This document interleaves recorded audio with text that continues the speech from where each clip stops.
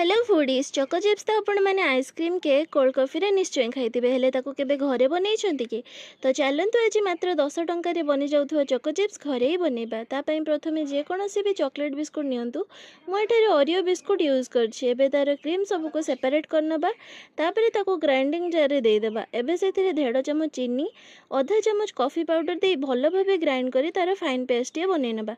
सही मिक्सचर को बावेल रे बाहर करी पूरा अल्प अल्प पानी दे ताकर ठीक बेटर टी रेडी करनबा बेटर टी पतला करिवे नहीं तापरे सही बेटर को पाइपिंग बैग नहले क्षीर बा तेल जरी को ट्रांसफर करी रबर रे टाइट करनबा एबे ता मुहरे गोटे छोट कट लगाई ताको पेपर रे एही बडे छोट छोट पकाई नेबा एबे यहाँ को 2 रु 3 दिन खरा रे सुखाई नेला परे चको चिप्स गुडी को बाहर करी फ्रिज रे स्टोर करी रखंतु एबे जेबे इच्छा याकू केक कोल्ड कॉफी आइसक्रीम रे यूज करंतु आउ जिबा अगर मो चैनल टी को सब्सक्राइब करंतु आ मो वीडियो केमिति लागिले कमेंट रे मते निश्चय जणांतु।